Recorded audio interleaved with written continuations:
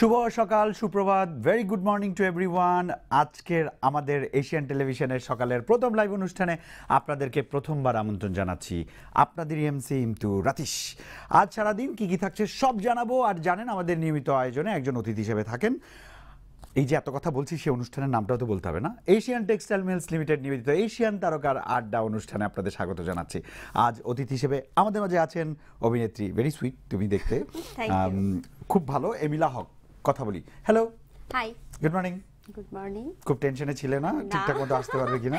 একদম। আচ্ছা, তোমার সঙ্গে অনেক কথা বলবো। আমাদের অতিথির সঙ্গে সরাসরি ফোনে যুক্ত হতে চাইলে অথবা অতিথি সম্পর্কে জানতে চাইলে অথবা অতিথিকে কিছু মন্তব্য করতে চাইলে সুন্দর সুন্দর, তাহলে আমাদেরকে স্ক্রিনে দেখানো নাম্বারে কল দিতে পারেন সরাসরি। নাম্বারটি দেখছেন তাও বলে দিচ্ছি, 0248810183। এখনো নাম্বারটা মুখস্থ করতে পারিনি। আর সরাসরি আমাদের ফেসবুকে আপনারা সংযুক্ত হতে পারেন এবং আমাদের সাথে যুক্ত হতে পারেন, কমেন্ট করতে পারেন। যেখানে যাবেন সেটা হচ্ছে www.facebook.com। এটা সবাই যায়, সবারই অ্যাকাউন্ট আছে। সেখানে গিয়ে সার্চ দিতে হবে এশিয়ান টিভি অফিসিয়াল। এই অ্যাড্রেসে আমাদের লাইভ অতিথি ফোন করে ফেলেছে, দেখি একটু ফোনটা ধরি। হ্যালো, শুভ সকাল। হ্যালো, শুভ সকাল। আরে আরে আমার ভয়েস এত খারাপ। যাই হোক, দর্শক বন্ধুরা, আমাদের অতিথির সঙ্গে কথা বলবো। তার আগে আজ সারাদিন এশিয়ান টেলিভিশনে কি থাকছে চলুন এক ঝলকে জেনে নিই।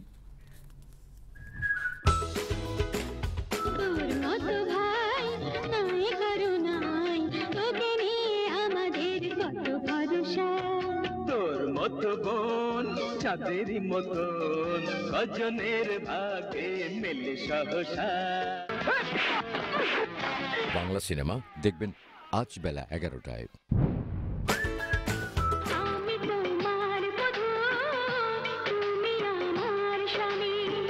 মাইয়া লোকের চোখের পানি দেখে আমি পয়টা যামু। ফেয়ার অ্যান্ড লাভলি নিবেদিত বাংলা সিনেমা দেখবেন আজ দুপুর 2:10।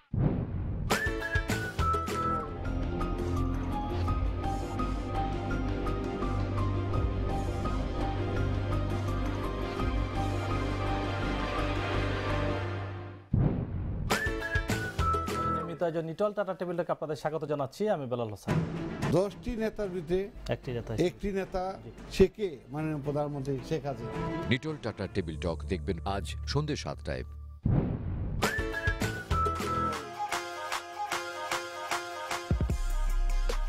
ব্রাইডাল শো সানাই দেখবেন আজ রাত 8টায়।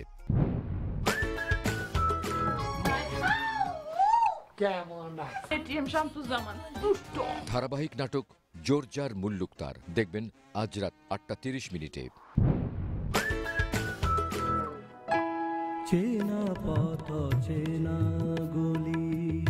ধারাবাহিক নাটক চেনা পথ অচেনা গলি দেখবেন আজ রাত 9টায়।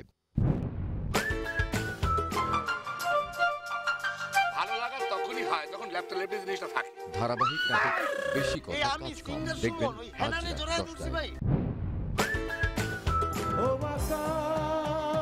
বলে দাও আমার প্রিয়া আমার নাকি অন্য কারো, ও আকাশ বলে দাও। ওয়ালটন নিবেদিত ফোনোলাইভ মিউজিক্যাল অনুষ্ঠান এশিয়ান মিউজিক দেখবেন আজ রাত 11টায়। ও বাতাস বলে দাও আমার প্রিয়া কি আমার নাকি অন্য কারো।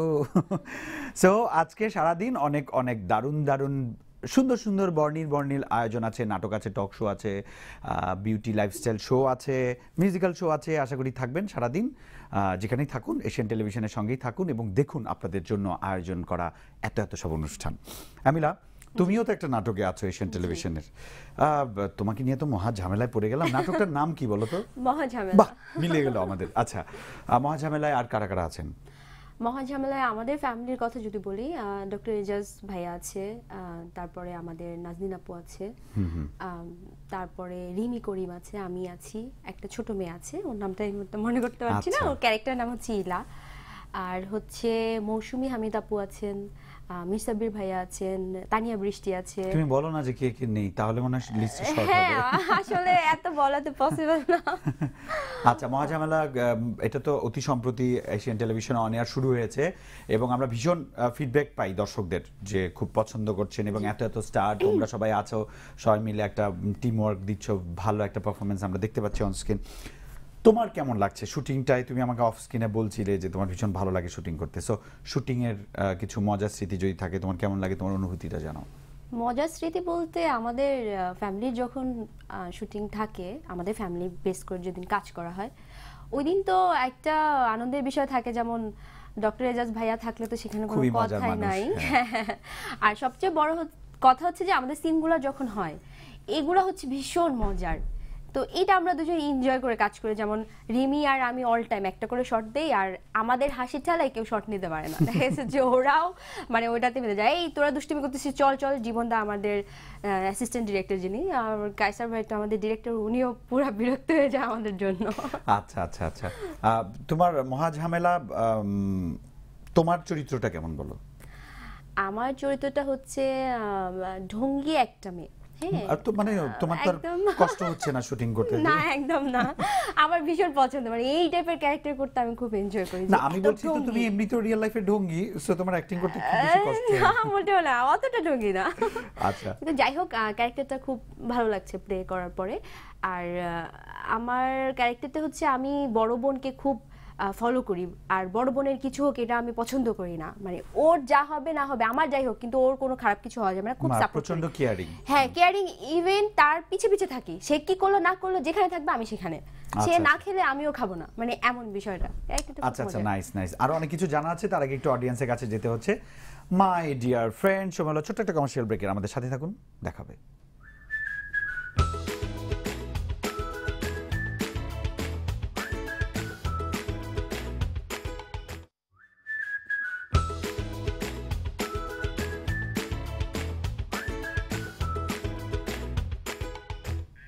ছোট্ট একটা বিরতির পর আপনাদেরকে আরও একবার সবাইকে আমন্ত্রণ জানাচ্ছি এশিয়ান টেলিভিশনের প্রতিদিনকার সকালের বিশেষ লাইভ অনুষ্ঠান এশিয়ান টেক্সটাইল মিলস লিমিটেড নিবেদিত এশিয়ান তারকাটা লেখা আছে, তারপরে বলে দিলাম এটা ফর্মালিটি। আমিলা, আর কি কি করছো তুমি? আর কি কি করছে বলতে এখন আমার সঙ্গে কথা বলছো, চা খাচ্ছো, ওগুলো ছাড়া? হ্যাঁ এগুলো ছাড়া বেশ কিছু সিরিয়ালের কাজ করছি, নিশ্চয়ই নাটক নিয়েই কথা বলবো যেহেতু নাটক। উপস, আচ্ছা আমি ভুলে গেছি, একটা স্মার্ট মেয়ের সঙ্গে কথা বলছিলাম, উপস মাই মিস্টেক। ওকে আচ্ছা, এখন হচ্ছে গিয়ে আমার চ্যানেলে একটা ধারাবাহিক যাচ্ছে বৃহস্পতি তুঙ্গে, রায়হান খান ভাইয়ের ডিরেকশন দেয়। আচ্ছা আচ্ছা, চাটা মুখার যাচ্ছে বাংলা ভিশনে শামীম জামান ভাইয়ার। তারপরে মানে নাটকগুলোর নাম বলো একদম, কারণ অনেকগুলো কাজ করছো, তাড়াতাড়ি বলো। আচ্ছা, বৃহস্পতি তুঙ্গে তো বললাম, বাঙ্গি টিভি, চাটামঘর, ডন, তারপরে হুড়স্থুল, ডন, তারপরে হচ্ছে অনেকগুলো যাচ্ছে কিন্তু মনে করতে পারছি না, সরি। ঠিক আছে, আর কিছু শুটিং চলছে। আচ্ছা, নাটকের পাশাপাশি কি করো তুমি? নাটকের পাশাপাশি পড়াশোনা আমার শেষ, অনার্স দিয়ে দিয়েছি, মাস্টার্স এখনো করতে পারিনি। আচ্ছা, আর নাটকই করছি, আর কিছু করছি না। আর কি কি করার ইচ্ছে? ধরো লুক এট মি, আমি যেমন উপস্থাপনা করি, নাটক করি, মডেলিং করি, তো তোমার এরকম কখনো ইচ্ছা হয় না যে আমি ইমতুর মতো হব? ও আচ্ছা, এখন ইচ্ছা হচ্ছে।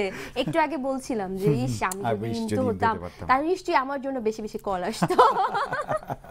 না, কল আসছে, বাট আমাদের আড্ডাটা জমে আছে তো, জ্যামিং হয়ে গেছে দেখে আমরা কানেক্ট করছি কম, কারণ তুমি দেখেছিলে একদম শুরুতেই ফোন আসা শুরু হয়েছিল।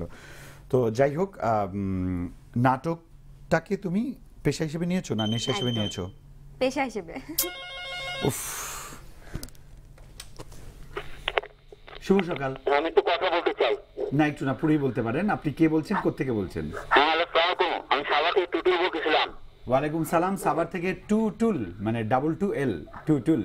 হ্যাঁ, আমাদের অভিনেত্রী এমিলা আছেন। হ্যাঁ, ওয়ালাইকুম সালাম। ওয়ালাইকুম সালাম। জি, আমি তো আপার সাথে কথা বলবো। আপা আছেন, কথা বলুন।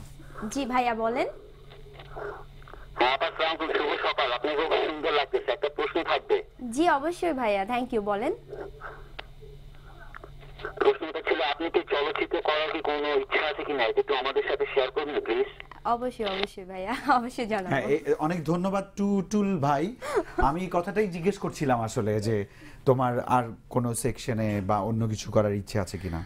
আপাতত এখন চিন্তাটা নাটক নিয়ে, কারণ কাজ এখনো ফিল্মটা হচ্ছে বড় একটা স্পেস বা বড় একটা জায়গা, ওইখানে যেতে হলে আমাকে অবশ্যই নিজেকে ওইভাবে তৈরি করতে হবে। কখনো যদি ওরকম কোনো সুযোগ পাই বা আমার যদি ভালো লেগে যায় না আচ্ছা আমি এখন রেডি কাজ করার জন্য, তখন হয়তো করব। আচ্ছা, খুব ভালো উত্তর দিয়েছো। আর আমি এর আগে যে প্রশ্নটা করেছিলাম যে ফোনে আসার আগে, যে তুমি কি এটাকে পেশা হিসেবে নিয়েছো নাকি নেশা হিসেবে করো? অবশ্যই পেশা হিসেবে, ইভেন একটা নেশা, মানে কাজ না করলে ভালো লাগে না। ব্যস্ততাই সুস্থতা। হ্যাঁ একদম, মানে আমি যেমন তোমাকে বললাম যে ভোর 5টা বাজে এসেছি, আবার এখানে চলে এসেছি, ভাল লাগে খুশিতে ঠেলাই করতে। মানে কাজ না থাকলে মাথা নষ্ট হয়ে যায়, আবার খুব টানা কাজ করলে তখন মনে ইস কি করতেছে এগুলা, বাট আফটার অল কাজ না থাকলে ভালো লাগে না, মানে এটা আসলে একটা নেশা। আচ্ছা, পেশা হিসেবে কতটুকু নেওয়া যায় জীবন ধারণের জন্য, জীবিকা নির্বাহের জন্য? অর্থটা অনেক বেশি এখানে অর্থপূর্ণ, সেই জায়গাটা থেকে তোমার কি মনে হয় পেমেন্ট ঠিক মতো দেয়? অবশ্যই, কেন দেবে না। আচ্ছা, তার মানে এটাকে পেশা হিসেবে নেওয়া যায়। হ্যাঁ একদম। তোমার কিভাবে আসা অভিনয়? আমার অভিনয়ে আসার কোনো ইচ্ছাই ছিল না, মানে আমি মানে এই জগৎটা বলতে আমার নাম বলো, কারা তোমাকে জোর করে নিয়ে এসেছে এই সেকশনে? আচ্ছা বলছি, সবই বলবো। মানে আমি কখনো মিডিয়াতে কাজ করব বা নাটকে কাজ করব এটা কোনো ইচ্ছাই আমার ছিল না। আচ্ছা, তারপরে ঢাকায় যখন আসি, পড়াশোনার জন্যই আসা, তো আমার ফ্রেন্ড ছিল, ওরা মিডিয়ায় কাজ করতো, ওদের সাথে পরিচয় হওয়ার পরে ওরা থিয়েটার করতো, আমাদের নাট্যকেন্দ্রে ছিল, আমি নাট্যকেন্দ্রে আছি। তো ওর নাম হচ্ছে আতিক রয়, ওরা দুজন আমাকে জোর করে এক পর্যায়ে, আমি তখনও বুঝতাম না যে আসলে মঞ্চ নাটকটা কি বা মঞ্চ নাটকে কি হয়, কিছুই জানতাম না। আর আমার কাছে মনে হতো মিডিয়া মানে যারা নায়িকা আছে বা যারা কাজ করছে ওরা এক একজন হুড়পড়ি, আমার এখানে সম্ভব না। তো তারপরে আমি থিয়েটারে গেলাম, ওরা জোর করে নিয়ে গেছে। প্রথম দিন যাওয়ার পর আমার ভালোই লাগলো, সবাই নাচে গায় অভিনয় করছে লাইভ। হ্যাঁ মানে আমার খুব ভালো লাগছে, কারণ বাসায় থাকে পড়াশোনা ছাড়া এমনি টাইমে থাকলে কি হয়, বড় জোর ঘোরা হয় বা বাসায় থাকলাম, ইন্টারনেট এইসব কিছু টিভি দেখা হয়, বাট ওইখানে যাওয়ার পর মনে হয় একটা জীবন পাচ্ছি আমি, the real test of life. হ্যাঁ, তো তারপরে থিয়েটারে যাওয়ার পরে থিয়েটার যখন কাজ করছি তখন দেখা গেছে যে আমাদের দলের যারা অনেক ডিরেক্টর আছে, তারপরে অনেক বড় বড় আর্টিস্ট আমাদের দলের আছে এই মিডিয়াতে, আশেপাশে যারা সবাই দেখা গেছে টুকটাক আমাকে ডাকতো, কাজে ডাকতো যে আচ্ছা তুমি করো, বা হয়তো একটু পারি বা পারতাম, জানি না পারি কিনা এখন ওইভাবে। তো ওইখান থেকে আস্তে আস্তে কাজ করা, এই ক্ষেত্রে দেখা গেছে যে আমাকে অনেক মানুষের হেল্প আছে, মানে এই পর্যন্ত আসা বা এই পর্যন্ত যে এসে কাজ করছি। দলের বড় ভাইরা অনেক হেল্প করেছে, আমাদের শহীদুল্লাহ সবুজ ভাই, খায়রুল আলম টিপু ভাই, কার নাম বলবো, মানে কার নাম বলবো না। বুঝেছি, এটা পলিটিকার মতো বাদ যাবে না একটি শিশু। একটি শিশু একদম। আচ্ছা, যেহেতু এখন পেশা হিসেবে নিয়ে ফেলেছো এবং নেশা হিসেবেও কাজ করে, তোমার কাজ করতে ভালো লাগে, তো এটা নিয়ে তোমার ফিউচার প্ল্যান কি? কত দূর যেতে চাও? ফিউচার প্ল্যান, কাজ করছি, কাজ করে যেতে চাই, কাজ করব, আর কাজই করতে চাই। ফিউচার প্ল্যানটা এইটাই, মানে আসলে ওই যে একটু আগে বললাম যে এটা একটা নেশার মতো হয়ে গেছে, কাজ না করলে ভালো লাগে না, হয়তো কাজ না করলে আমি সুস্থ থাকবো না, এটাই হচ্ছে আমার সুস্থতা। তো প্ল্যানটাই এইটাই যে কাজ করতে চাই। আচ্ছা, এবার একটা ভিন্ন কথা বলি, যখন অন স্ক্রিন তোমাকে দেখা যাচ্ছে, তো অনেক সময় হয় না যে অনেক ফ্রেন্ড বা একটা পরিচিত অনেক দিন দেখা হয় না, যোগাযোগ হয় না, কিন্তু তোমাকে ঠিক নাটকে দেখে সে তোমার সাথে কন্ট্যাক্ট করছে, এই তোকে দেখলাম খুব ভালো লেগেছে, বা রাস্তায় গেলে যখন মানুষজন বলে যে আপনাকে দেখি ভালো লাগে, এই ফিলটা আমাদের সাথে একটু শেয়ার করো। আসলে কাজটা তো আমার মনে হয় কি, যখন কেউ আমাকে চিনতে পারছে বা আমাকে জানাচ্ছে যে আপনার এই কাজটা দেখেছি, তখনই মনে হয় কি যে আমার এইটাই আমার সার্থকতা, আমি কাজটা হয়তো করতে পেরেছি, এর জন্য সে আমাকে দেখে মনে রাখতে পেরেছে। এটা এমন না যে আমি কি হয়ে গেলাম বা কি হব কি হচ্ছি না, আমাকে চিনছে না কেন, এটা না। তো আমাকে জানালে আমার মনে হয় যে না, আমার সার্থকতা, আমি কিছু একটা করতে পারছি, যার কারণে এই লোকটা আমাকে জানাচ্ছে, বা আমাকে ফেসবুকে হোক, ফোন করে হোক, সরাসরি দেখি হোক, যেভাবে হোক আমাকে জানাচ্ছে, এইটাই আমার কাছে সার্থকতা, আর কিছু না। আর ভীষণ ভালো লাগে যদি কেউ জানায় এইভাবে। আবার দেখা গেছে যে অনেককে আমি চিনি না, হয়তো ভার্সিটিতে পড়েছি তাদের সাথে, হয়তো বা কখনো কথা হয়নি, তারাও আমাকে নক করছে, দোস্ত অনেক ভালো লাগছে, দোস্ত এই দেখলাম, তখন ভালো লাগে যে যাক অ্যাটলিস্ট সবার কাছে যেতে পারছি, বা ওরা আমাকে ওইভাবে আপন করে নিয়েছে যে যার কারণে আমাকে জানাচ্ছে। এই ফিলিংসটা আসলে অনেক ভালো, এটা আসলে ভাষায় প্রকাশ করা যায় না। হ্যাঁ, আর ফ্যামিলির সাপোর্ট? ফ্যামিলি ফার্স্টে তো আম্মু আমার সাথে যখন কাজ স্টার্ট করি একদম শুরুর দিকে, আম্মু আমার সাথে একদম এক সপ্তাহ প্রায় কথা বলে নাই যে আমি কেন এখানে কাজ করতেছি। তো তারপর যখন কাজ করার পর, এটা কেন হয়? আসলে এটা কেন হয় এটা না যাই না আমার মনে হয় না উই শুড বি ফ্রেন্ডলি। আমার কাছে মনে হয় যে আমাদের এমনিতে তো একটা ইসলামিক কান্ট্রি, সবাই একটু কনজারভেটিভ হয়, ধর্মীয় ব্যাপারগুলোতে খুব সেন্সিবল হয়। আর আমাদের মিডল ক্লাস সেন্সটা এরকম যে আমরা সারাক্ষণ নায়িকাকে দেখি, কিন্তু আবার নায়িকাকে ছেলের বউ বানাবো, হ্যাঁ এটা মানে কেমন বিষয়। এই জায়গাগুলো থেকে বাবা মা কিন্তু একটু কনসার্ন থাকেন যে না, চায় না যে না দরকার নাই।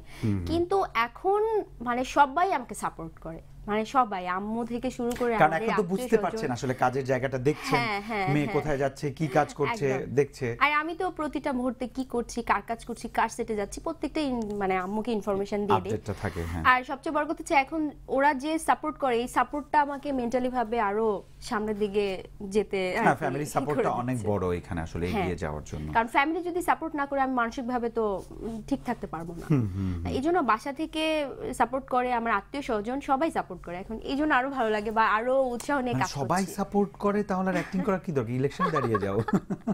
আম্মু আমাকে মাঝে মাঝে এই কথা বলে কিছুদিন পরে আরো যখন হয়ে যাবে তখন হচ্ছে ইলেকশন করিস, হ্যাঁ আমাদের এখানে দাঁড়িয়ে যাবি। কারণ এখন দেখে যে সব ইয়াং সবাই দাঁড়াচ্ছে। আম্মু আমাকে এই যে লাস্ট ইলেকশনের সময় এই কথা বলছে, আমি আম্মু তুমি এটা কি বললা, আমি রাজনীতি কিছু বুঝি না। আচ্ছা, আরেকটা কথা বলবো, আর আসলে একটা না অনেকগুলো কথা জমে আছে, কিন্তু তার আগে আমি একটু অডিয়েন্সের কাছে যেতে হচ্ছে। মাই ডিয়ার ফ্রেন্ডস, সময় হলো আরেকটি কমার্শিয়াল ব্রেকের। আমাদের সাথেই থাকুন, দেখা হচ্ছে খুব তাড়াতাড়ি।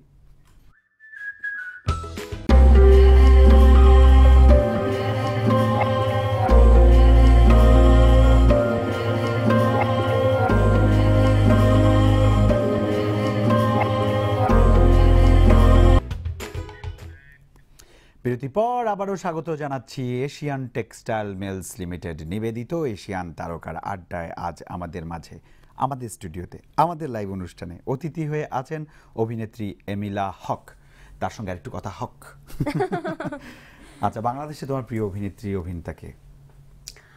এখন নির্দিষ্ট কারোর কথা বলতে গেলে তো এটা হয়ে যায়, তারপরেও আমার কাছে প্রিয় অভিনেতা হচ্ছে আমাদের তারিক আনাম খান, সাইদ ভাই, মোশাররফ করিম, কার কথা বাদ দিব, তৌকির ভাই, সবাইকে ভালো লাগে। আর প্রিয় অভিনেত্রী তিশা আপু, আরো অনেককেই ভালো লাগে। নির্দিষ্ট কারোর কথা বলতে পারবো না, কারণ সবারটাই আমি ফলো করি বা সবাইকে দেখি। এটাই আমি পরে প্রশ্ন করতাম। তার আগে আমি জানতে চাচ্ছি দেশের বাইরে তোমার প্রিয় অভিনেতা অভিনেত্রী কারা? বিশেষ করে হয় না যে উনার মুভি, হ্যাঁ তাহলে আমি দেখবো, নিশ্চিন্তে বুঝবো যে এটা ভালো হবে। সন্ধে আমার কাছে সালমান খান ভালো লাগে যদি বলিউডে যাই। আচ্ছা, ওকে। আর হলিউডে যদি যাই জনি দেব। জনি দেব ভালো লাগে। আচ্ছা, আর অ্যাক্টিং করতে গিয়ে তুমি যেটা বলছিলে যে নির্দিষ্ট কাউকে কি ফলো করো, যে আমি উনাকে ফলো করব? না, আমি কাউকে ফলো করতে যাই না, কারণ একজন তো হয়ে গেছে, তাকে ফলো করে তার মতো হওয়ার কিছু নাই। আমাকে আমার মতো হতে হবে। কিন্তু তাদের প্যাটার্নটা দেখি, যেমন আমাদের তারিন আপুকে যদি দেখি, ওনার কাজ তো দেখলেই মাথা নষ্ট হয়ে যায় আমার, যে কিভাবে কেন মাথা নষ্ট হয়ে গেল?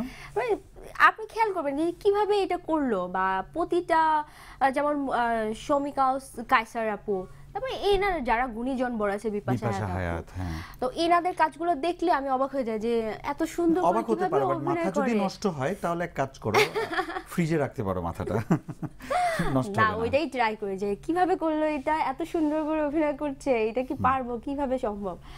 আর মানে এইটাই দেখি যে ওনারা খুব ভালো, আসলে ওনাদের মতো কখনো হওয়া সম্ভব না মনে হয়, তারপর ট্রাই করছি। ওনাদের মতো তো অবশ্যই হতে পারবে না, ওনারাও তো অন্যদের মতো হতে পারেনি। হ্যাঁ, তো তুমি হয়তো এমিলাই হতে পারবে। হ্যাঁ, আমি সেটাই বলছিলাম, আমি কারোর মতো হতে চাই না, আমি এমিলাই হতে চাই। এটা খুব ভালো। তো এখনো কি থিয়েটার প্র্যাকটিসটা চলে? হ্যাঁ, সময় পাও? হ্যাঁ, সময় বলতে গেলে আমাদের দলের তো যদি রিহার্সাল থাকে, শো থাকে, এটা তো আগে থেকেই জানিয়ে দেয়া, তাহলে ওই হিসেবে ম্যানেজ করে নিতে হয়। প্রোডাকশন গুলো তোমাকে হেল্প করে থিয়েটার করার ব্যাপারে? প্রোডাকশন গুলো হেল্প করে, কারণ আমি যদি ডেট না দেই তাহলে হেল্প করার কি আছে? তার মানে তুমি ওই দিন ডেট দাও না? না, আমি সাধারণত কি, আমি থিয়েটারে আছি মহাকাল নাট্য সম্প্রদায়, তো আমি সাধারণত কি করি, যেদিন আমাদের মহড়া থাকে তা আমি ডেট দেই, কিন্তু বলি যে আমাকে 5টায় ছেড়ে দিও বা 6টায় ছেড়ে দিও, এটা বলি, কারণ আগে আমার কাজগুলো করে ফেলে ওরা। না, আমাদের দলে আবার এটা চলে না, কারণ দলটাই হচ্ছে মেইন। দলকে আগে প্রাধান্য দিতে হবে, তারপর বাকি কিছু। তুমি তো দিচ্ছ, তুমি তো সারাদিন আর মহড়া করছো না। ওই তো, কিন্তু আসলে এটা প্রোডাকশন গুলোর ক্ষেত্রে তখন তুমি তোমার সেফটির আমি কারণে দুইটা প্রেশার নিতে পারি না, এটাই খুব হচ্ছে কথা, টেনশন তুমি নিতে লাগে। পারো হ্যাঁ, না, হ্যাঁ। যে আমাকে যদি ওরা ঠিক টাইমে ছাড়তে না পারে তাহলে আমি এখানে পৌঁছাবো কি করে, এই টেনশনটা নিতে পারি না, যেমন এইজন্য ওই আজকে দিন আমি কাজে টেনশনে, রাখি না। আজকে টেনশনে কি বলছিল যে আমি আর সহজে লাইভে যাব না। একদম সত্যি কথা, আমি আজকে মনে হয় কি যে হবে আমি যদি পৌঁছাতে না পারি, কারণ একটা কমিটমেন্টের ব্যাপার তো আছে। বাট একটা কল পৌঁছে গেছে, হ্যাঁ, দেখি sure. অডিয়েন্স কি বলছেন। শুভ সকাল। হ্যালো শুভ সকাল। হ্যালো শুভ সকাল। হ্যালো হ্যালো কি ব্যাপার? ভালো আছি, আপনি কেমন আছেন?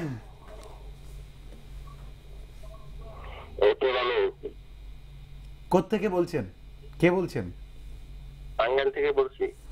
টাঙ্গাইল থেকে বলছেন, হ্যাঁ বলুন, আমরা শুনতে পাচ্ছি।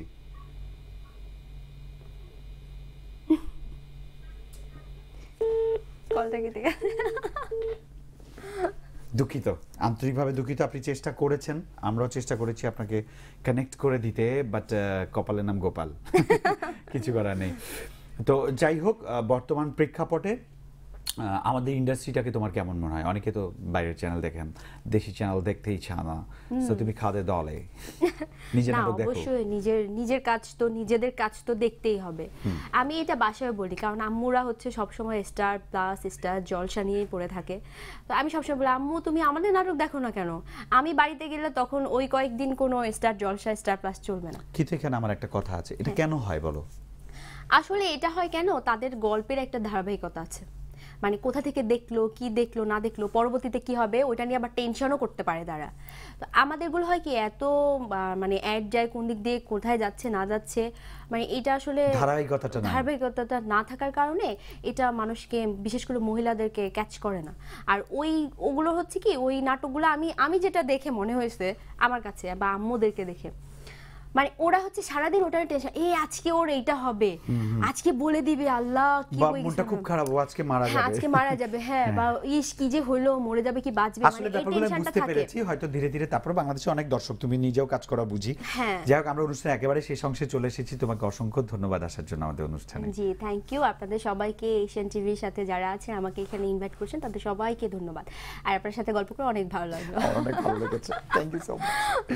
মাই ডিয়ার ফ্রেন্ডস, এই ছিল আমাদের আজকের আয়োজন। সারাদিন ব্যাপী অনেক অনেক আয়োজন আপনাদের জন্যই প্রয়োজন। সো থাকুন এশিয়ান টিভির সঙ্গে, কাল আবার দেখা হবে। Tata, bye bye.